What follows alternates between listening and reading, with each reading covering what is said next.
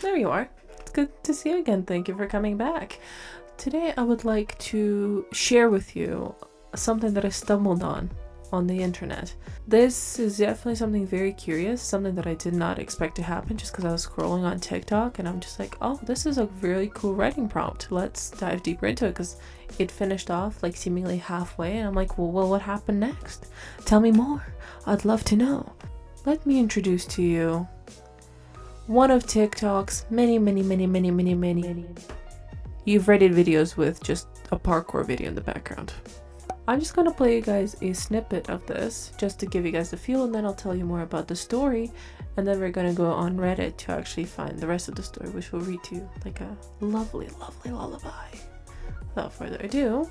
Your power is that any insect that gets within 30 feet of you is vaporized. One day on your regular walk to work, a man steps in your field and is turned to dust in the middle of the street.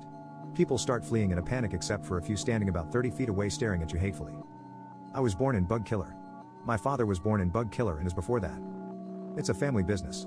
One reaching back as far as the family tree in the attic can remember. Of course, bug killers are common, but none have reached the same variety of power as we have with the same grade of distance and control. It's a trade secret, for only my family knows how to access this particular strain that once a year, the mists roll down from the California mountains and into a small valley just north of our town, carrying with them a specific poison that evaporates off the flower petals along the cliffs.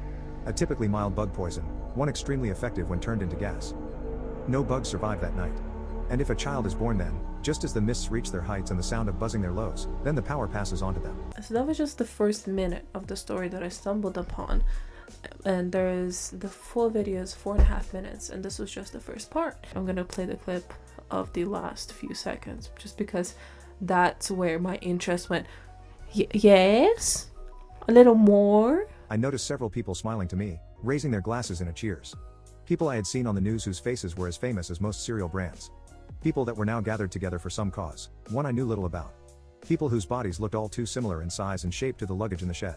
So after hearing that last bit, that little sentence itself made me want to go like, So obviously, I went to check out these creators' profile. But they're the content farm kind of thing that just pulls any video they can, so they're all out of order, all out of sync, all out of genre, which is great for somebody who's trying to find a continuation of a story that's been cut off. But I went trying to find a part 2 on TikTok in general by searching it up. However, I got nothing. I didn't even get a crumb more. So I'm like, I have to, there must be more. There must be more of this. And there was. On Reddit. So I would like to show to you, ladies and gentlemen, that part 2 of the story. Your power is that any insect that gets within 30 feet of you is vaporized. One day on your regular walk to work, a man steps in your field and is turned to dust, except in the middle of the street. People start fleeing in a panic except for a few standing about 30 feet away from you, staring hatefully. This was the raw prompt that got put, and then Leo da Vinci was the one who created the whole exterminator story. I was born an exterminator. My father was born an exterminator, and his before that. It's a family business, one reaching back as far as the family tree in the attic can remember. Of course, exterminators are common, but none have reached the same variety of power as we have with the same grade of distance and control. It's a trade secret, for only my family knows how to access this particular strain, that once a year, the mists roll down from the California mountains into a small valley just north of our town, carrying with them a specific poison that evaporates off the flowers of petals along the cliffs. Typically mild insecticide, one extremely effective when vaporized. No bugs survive that night, and if a child is born then, just as the mists reach their heights and the sound of buzzing their lows, then the power passes on to them. Our variety lives an easy life. The rich pay high salaries to keep us on their properties, eliminating the pests from their grounds. And I'd been in the workforce for 6 years when Mr. Arachne employed me, offering me a 200% raise higher than any competitor, though he had 2 stipulations. First, that I travel an hour outside town to reach his home, and second, that I never leave the premises without his permission.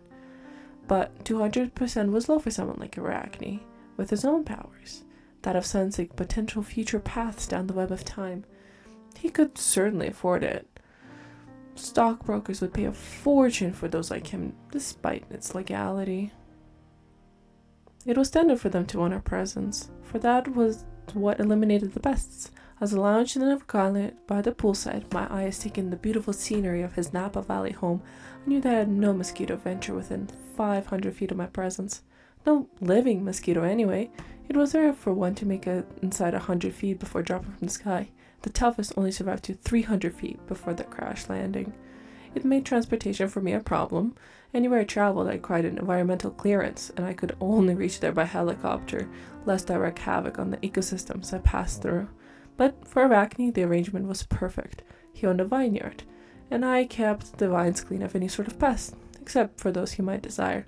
That was one of the perks of my exterminator variety, that with enough study and focus, we can make exception to our exterminations, something that no other exterminator could control.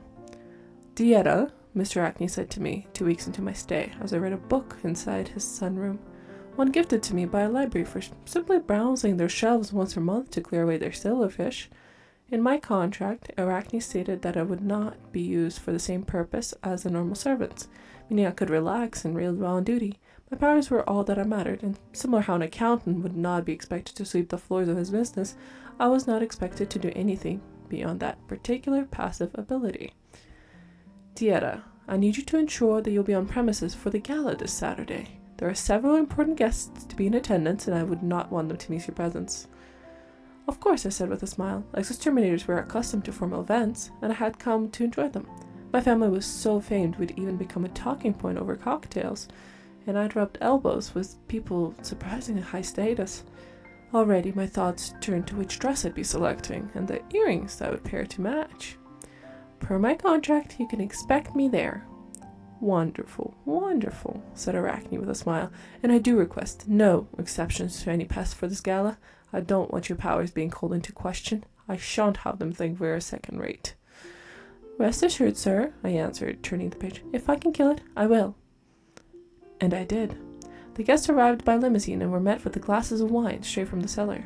Arachne's home was far enough away from the city that several guests needed the alcohol to eliminate their muffled expressions, itself an exterminator of negative emotions. I watched from my upstairs bedroom of his estate as the cars continued to pour forward, and noticed that it was always the same drivers.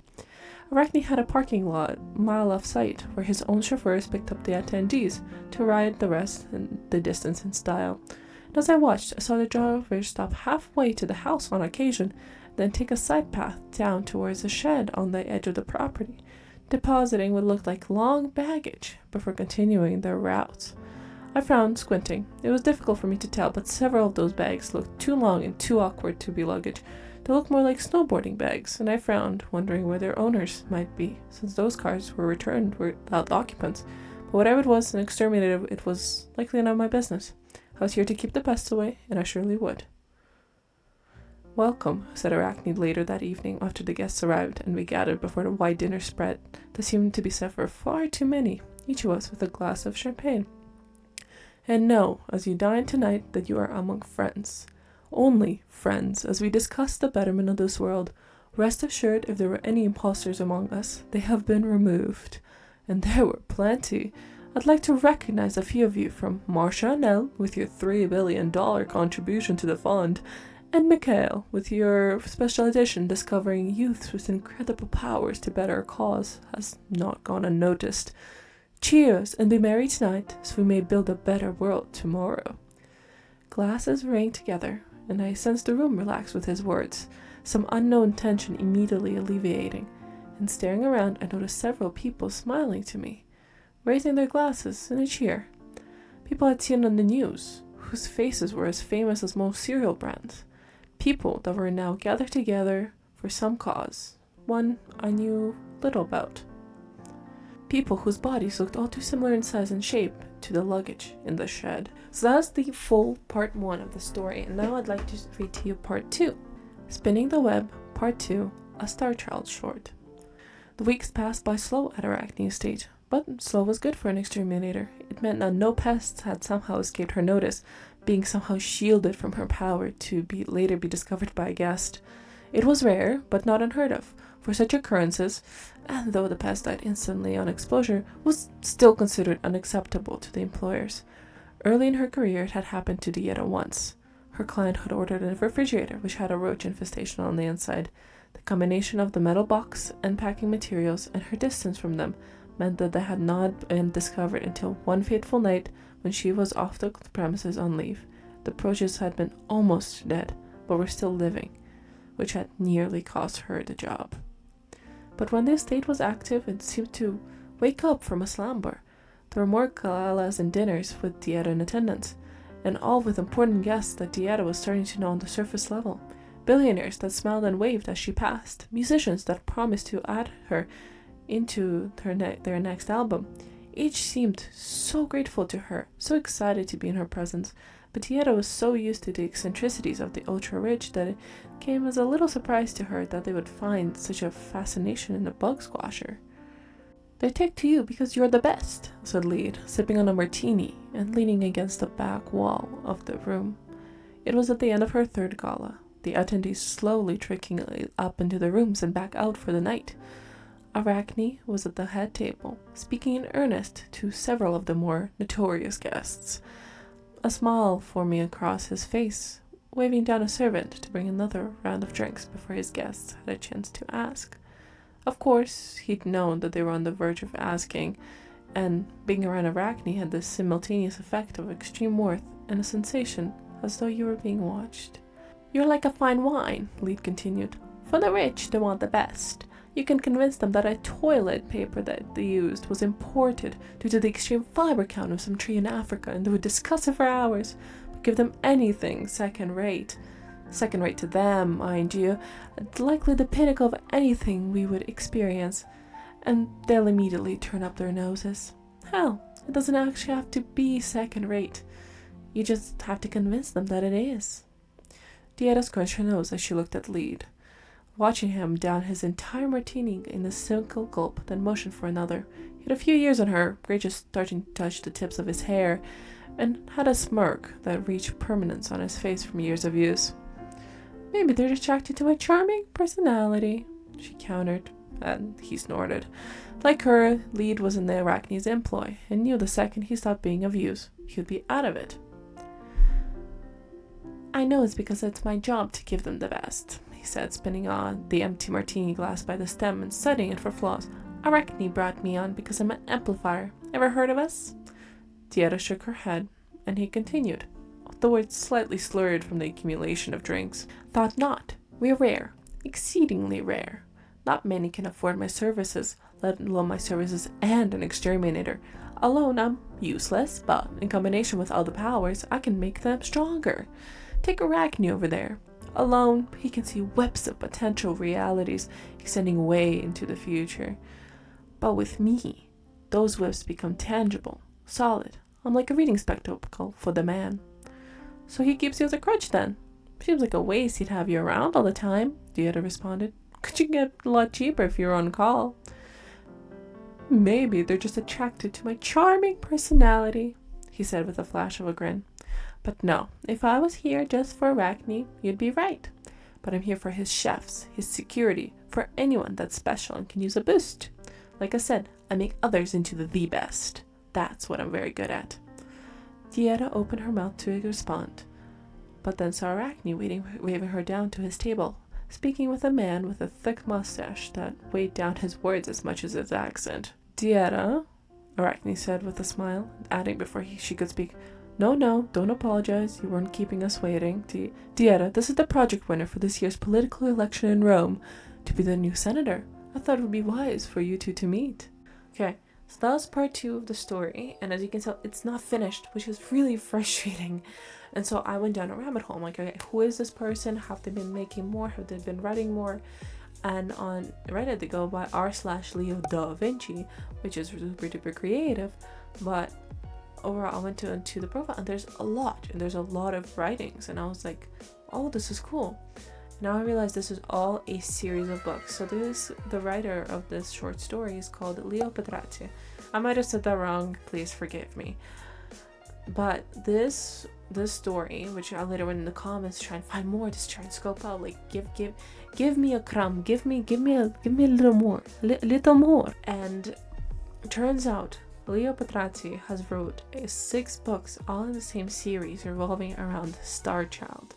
And they all follow what I assume is this main character who gets his superpowers based on geographic birth locations, which ties in perfectly back with our original story, because our Dieta got her powers by being born right at the peak of a extermination storm, which is still like so hard to think about, but so cool to think about.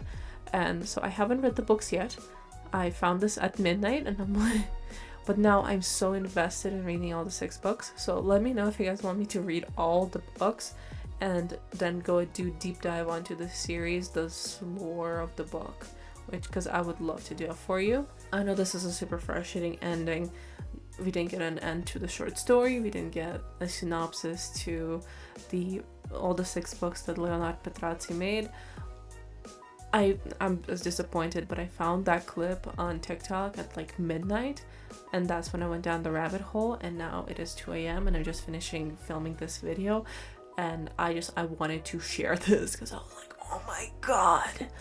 And you know, this is what YouTube is for me to share my stupid hyperfixations. Thank you guys so much for watching. I'm not gonna do the basic YouTuber outro just because I don't want to do that, at least yet.